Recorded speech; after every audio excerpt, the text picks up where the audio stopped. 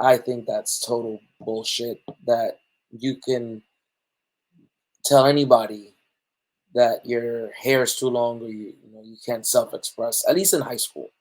Like I get at a job, there are some things that you have to do. You work in food, you can't have a long beard, long hair, at least wear a hairnet if you're going to do so, to protect the food and protect the guests so there's no hair in the food. Your baby mama called me Papi Chaco. She said Nino out here looking way too guapo. But I'm just trying to make it to the top though. Representing for all my Dominicanos. No, we won't stop, I'm Papi Chaco. She said Nino out here looking way too guapo. What it do, everybody? It's your boy, it's King Felix. Here again, back after a little bit of a hiatus. I apologize, guys. I know I was gone. I don't think the last episode I dropped, I told you guys, I was out in the West Coast. A lot of stuff happened, a lot of things going on. Definitely gonna jump right into a lot of stuff today. But do want to really quick make sure you guys are always following up to date with our channel and making sure that you go ahead and like and subscribe to the channel if you guys start enjoying everything that I'll be going ahead and talking about today. And just going forward, if you guys like anything, just go ahead and like the video, subscribe to the channel. Helps me out, helps the followers, helps the algorithm. At the end of the day, put me higher on the charts. Let more people see us. And then also, when you're checking out, refer to somebody. Send a video out to somebody. Let us, let them know how fun it could be to be over here in this venture here at Deep Dome Talk. So guys, if you did know, your boy is streaming right now on Apple Podcasts, Amazon, Spotify. Hopefully I can get it to a little bit more channels for you guys. If you guys are more of an audio listener than you are visually, you guys can always subscribe to that channel. And just get a chance to hear what I talk about there. And also we have the Deep Dome Talk Instagram page where you guys can stay up to date with whatever is going on in regards to the channel, questions I may drop. Maybe you guys want to shoot some questions over my way. This is definitely where you would want to do it. I do have an email as well. I'll make sure I post that for the Deep Dome Talk. You guys can also send some stuff, some questions, maybe some concerns, some insights, whatever it is you like for me to bring up to the channel. So really quick, wanted to get into some conversation. So I've been gone for a few weeks, so there's a lot of stuff that's probably been covered by others, but it's an interesting story that I was reading while I was on my way to the West. And also to bring that up to you guys, the West Coast is gorgeous. I was out in Arizona, in Chandler, Arizona. Beautiful city and state. Hot. If you're not used to that, if you're more of a tropical heat type of person, definitely make sure you get some lotion, some saline, chapstick, you name it, anything to keep moisturized out there, because that dryness.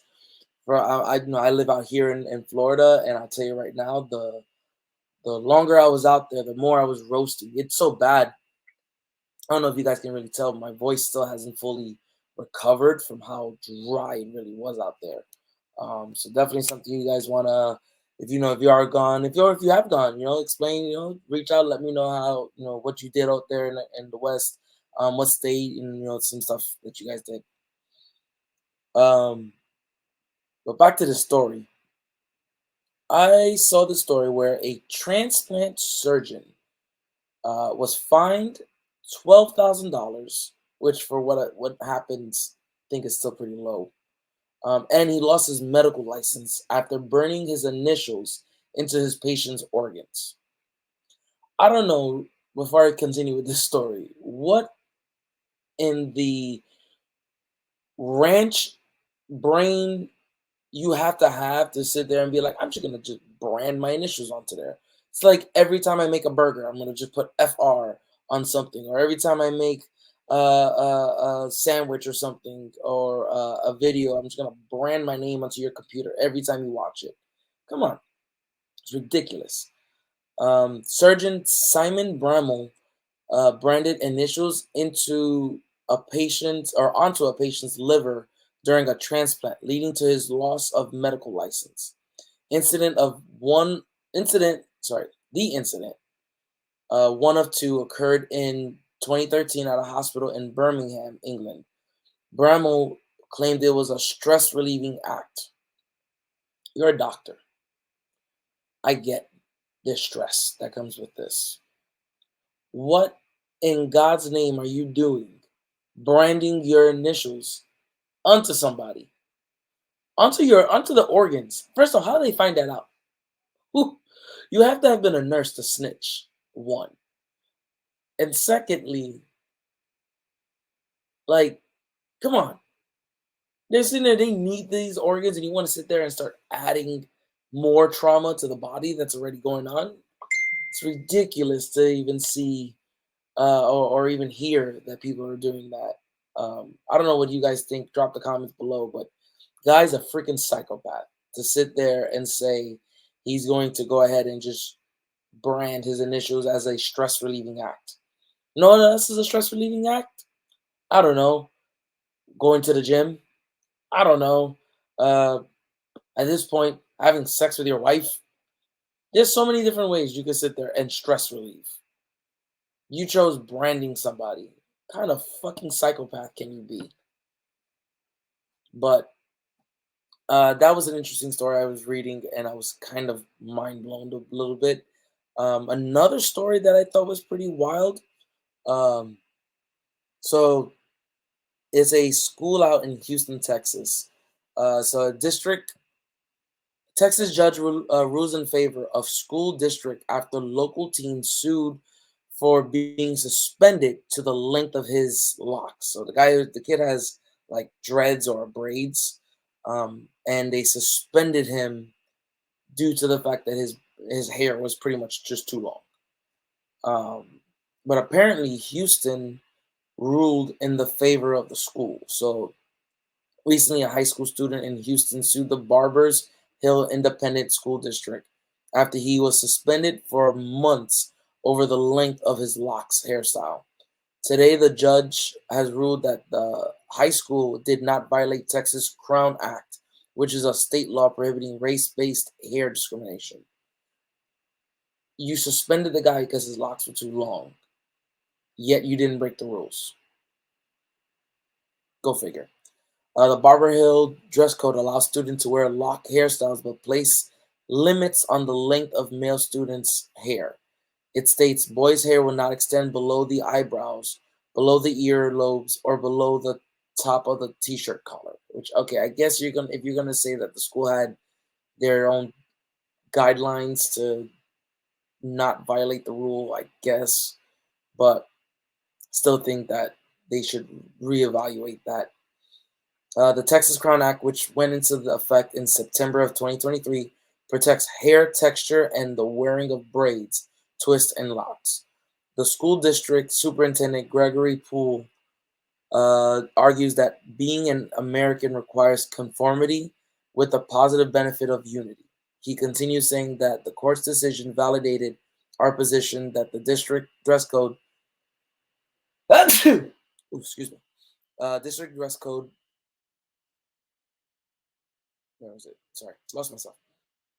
Validated our position that the district dress code does not violate the Crown Act and that the Crown Act does not give students unlimited self-expression. According to CNN, the family spokesperson says that the student had tears in his eyes leaving the hearing. His attorneys plan to file an injunction in an upcoming federal civil rights lawsuit. So hopefully the kid, hoping he wins the lawsuit, because I think that's total bullshit that you can tell anybody that your hair is too long or you can't self-express, at least in high school. Like, I get at a job there are some things that you have to do. You work in food, you can't have a long beard, long hair. At least wear a hairnet if you're going to do so, to protect the food and protect guests so there's no hair in the food.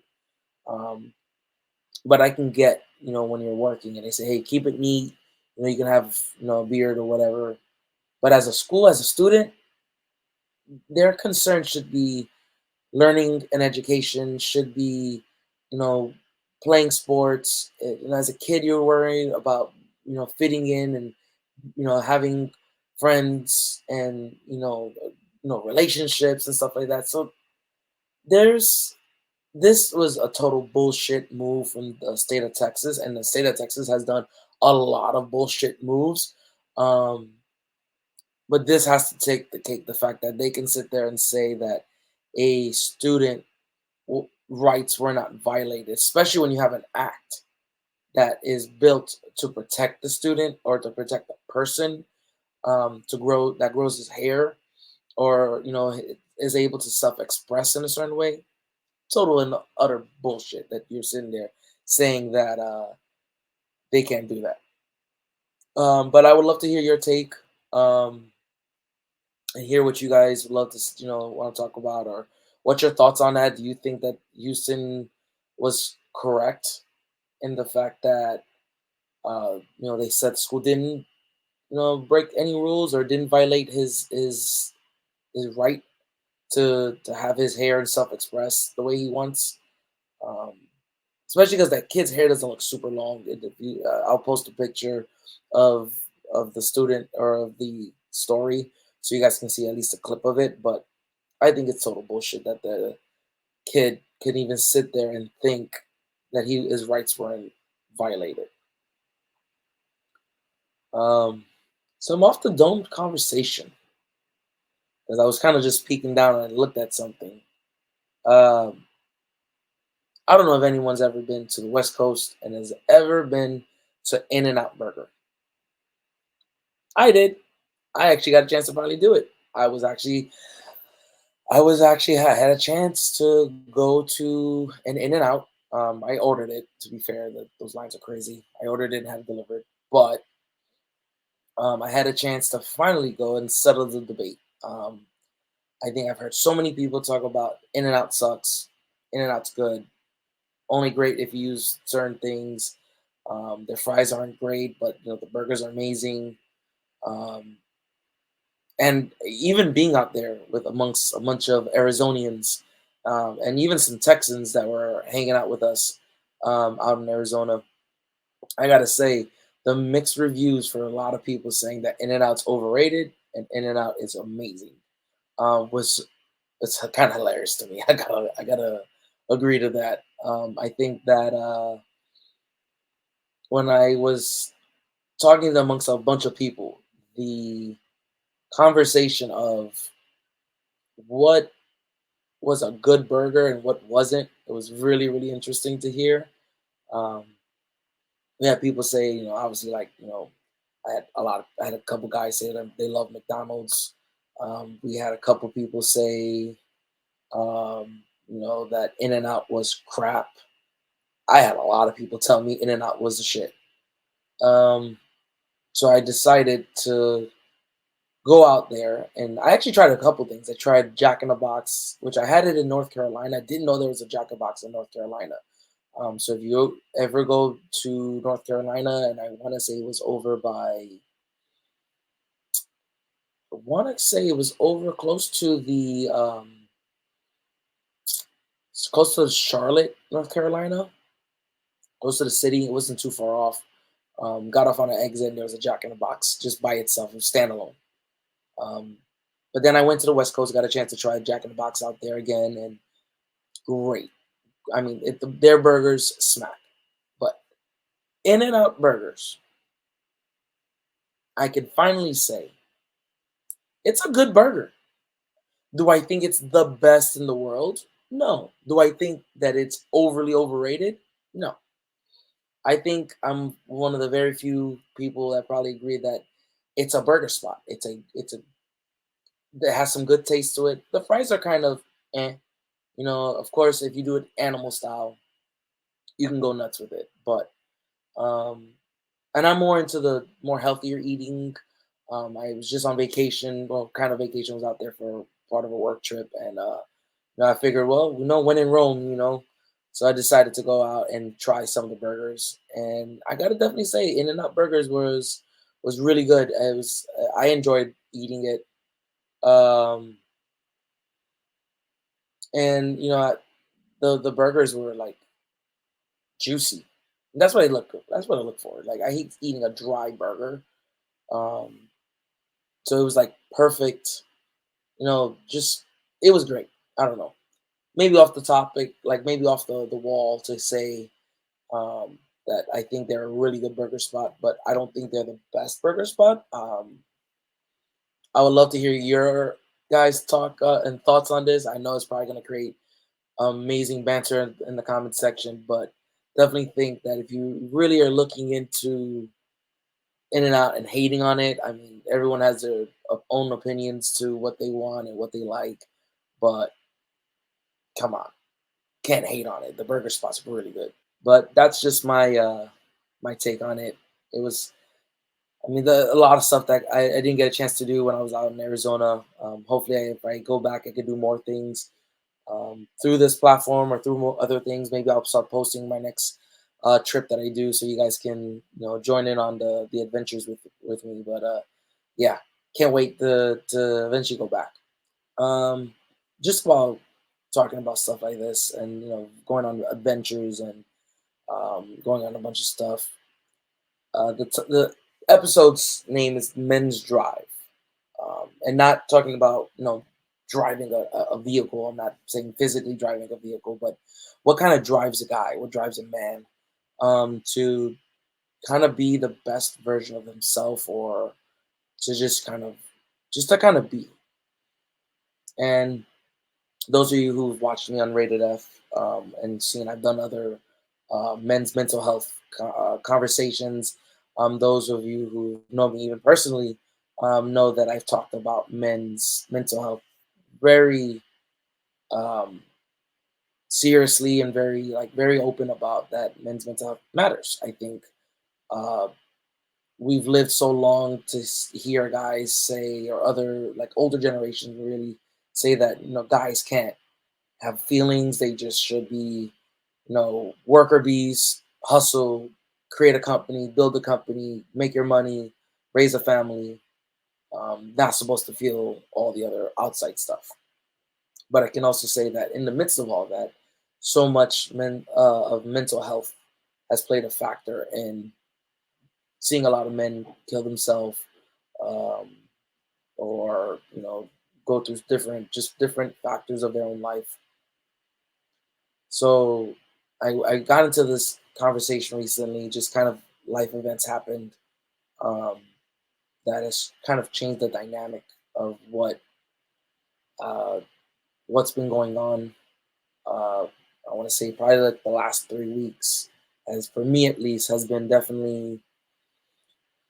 Uh, I mean, in some instances, I had a lot of fun, but in other instances, at near the end, just a lot of things going on that affected in some bits my own mental health, and it got me thinking. Um, Luckily for me, I have a great support system um, between my wife, between uh, you know family I have, and friends, and those of you who've reached out and you know and has known the full situation of what's been going on. At least obviously, thank you guys. But I know not every guy has that platform, so I definitely want to make sure that before I continue on with whatever I want to say, that you guys who are watching this, any of the men who watch it, even the women, I'm not saying that one mental health is more important than the others. I just think that men's mental health doesn't get a lot of attention. Um, and for those of you guys who have a friend that you may be thinking, should check on them, check on him. If you're worried about him, or you're worried about her, send a text, reach out to them. Um, I know that they would appreciate it, whether they lie to you and say that they're doing all right. You can't pull information out of somebody, but when opportunities are being open, so they could possibly, you know, show themselves or be able to be vulnerable with you, like give them that opportunity. And I think um, being being driven as a man to make money or to do the best they can at a job is kind of a lot of men's motto. And I've seen a lot of men that I've worked with I know personally that just kind of talk about that. And you when you lose that ability to do that, whether it be a health issue, you know, some other personal issues going on, or you just lose your job, it makes you reevaluate yourself. Um, Personally, you know, I had lost my job that I've been at for a while. Um, and I'm not gonna trash the company. I'm not gonna be trashy about it. But it made me really take a step back because it humbled me. I've taken pride and always of my work ethic. I think that's one thing about me that you guys will always know, and hopefully you see through the channel here is that I am very work driven. I'm very hardworking, and I'm very into learning what I'm trying to do. Whether it's conversations I'm going to have here, whether it's just work that I'm doing personally. I want to be my best. It's not something I don't strive to just have a job, just to have a job. Like I feel like if you do that, you lose the sense of work ethic and you lose that sense of pride, work pride. Not even being prideful in not wanting to get help, but just that sense of pride that you got a job, you're earning money, you know, don't bite the hand that feeds you kind of thing. And I know I was struggling lately to really put it into words what I was feeling because it's still fresh. I'm okay talking about it. I think the more and more I was like just kind of deeping what was going on in my head and deeping what was going on, this actual situation. Um, I was going through all the emotions, anger. Um, I felt like, I mean, even though I didn't get depressed, I felt like I would because prior to this incident, I've never lost my job, never got laid off, um, never worked with a company that was closing, and I lost my job due to that. Even during the pandemic, I was essential for whatever the hell reason for, but I was essential. I never lost my job then. Um, so I definitely think that I was always blessed, and I think I lived off my own hype that it wouldn't happen to me because it hadn't happened to me. I had been with a company for 10 years. I've been with another company 3 years. I've always been a guy who's been with a company